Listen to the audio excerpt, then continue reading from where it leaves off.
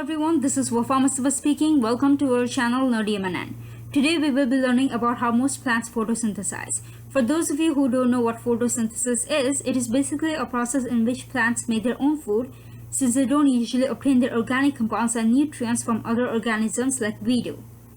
In order for plants to photosynthesize, they need a very important organelle without which a plant cannot make its own food.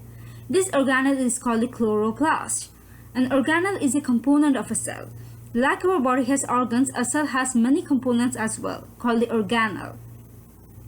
We need to learn the basic structure of a chloroplast to understand better how it takes part in the process of photosynthesis. The chloroplast is bound by a double membrane, each of which is made up of a phospholipid bilayer. Now, it is very important to understand that these are two membranes and not a cell wall. Most of you might confuse it for a cell wall when you notice two membranes. But a cell wall isn't made up of a phospholipid bilayer and are very different. A cell wall is found in plant cells only, not the organelles present in it. The cytoplasm of a chloroplast is referred as stroma. The stroma usually has a lot of protein and starch, which is basically polysaccharide carbohydrate. The stroma also has osmophilic droplet, but we won't be discussing about what they are.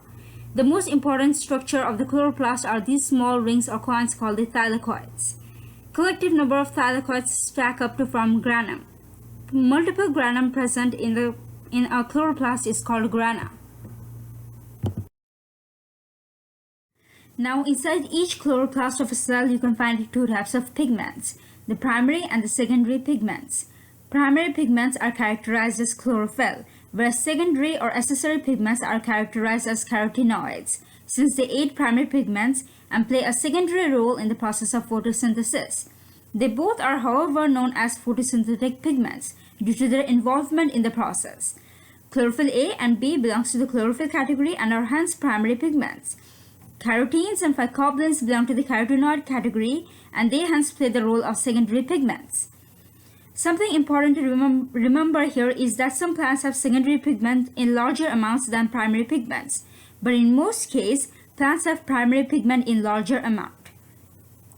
For example, most of the plants you look at are green in color, and this is because they have primary pigments in larger amount than the secondary pigments. Carrots, however, have carotenes in larger amounts than primary pigments. The pigment is usually yellow or orange in color. Hence, the carrots are orange in color. Phycobilin are red-colored pigments, and they are usually found in algae that live deep in the sea where light can barely penetrate. Pigments are basically large molecules or compounds made up of many elements. The chlorophyll pigments have a magnesium atom at its center which is bound to 40 carbons, 20 on each side. The color of the pigment, however, doesn't have much to do with its functions. Physically, a colored plant attracts other plants for pollination, and some plants use it to attract insects and trap them. The role of pigment depends largely on the amount of light energy it can absorb in the process of photosynthesis rather than the light it reflects. Light energy from sunlight is absorbed by these pigments, which energizes the electrons present in the compound that makes up the pigment, which helps start the process of photosynthesis. Light energy is a form of energy which exists in the form of light or colors. Based on the different wavelength of light, these colors can be distinguished. However, we can only see the wavelength of light which falls within the range of 400 to 700 nanometer. This range is called the visible spectrum since we can't view the wavelength of light below 400 nanometer or above 700 nanometer. There are 7 major colors which fall within this visible range. Many of you might recall these as the rainbow colors, or as I like to call it, VIBGR. Violet, indigo, blue, green, yellow, orange, and red. In that sequence, with violet having the shortest visible wavelength and red having the longest. Depending on the chemical properties of a pigment, it decides the different wavelengths of light it will absorb or reflect. The pigment chlorophyll appears to be green because it absorbs all the colors and reflects the color green. Phycobilin appears to be red because it absorbs all the other colors and reflects the color red. However, in the case of an object that appears to be white, it is reflecting all the colors and absorbing none. In case of black, it is the opposite because it absorbs all the colors and reflects nothing. The visible wavelength provides different level of energy along with the form of color they are displayed in.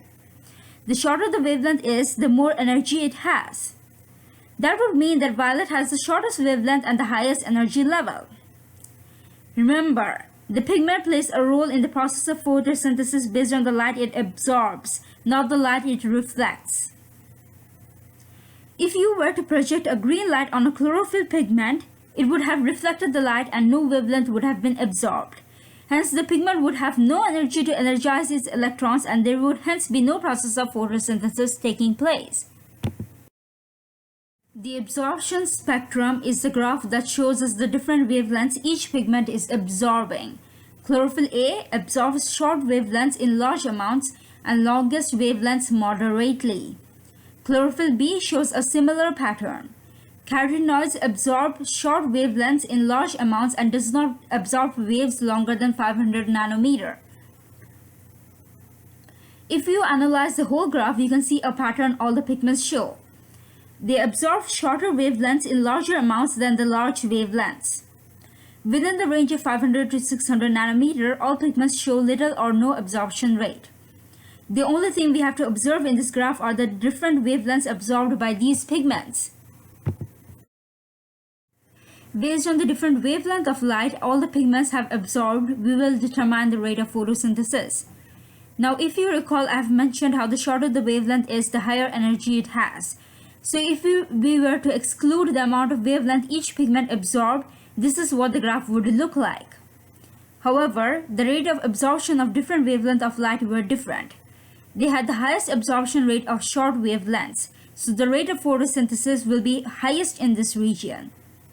The longest wavelengths were absorbed in smaller amounts and hence will provide second highest amount of energy for the process of photosynthesis. The wavelengths between these two regions had a very low rate of absorption and hence doesn't provide enough energy for the process of photosynthesis.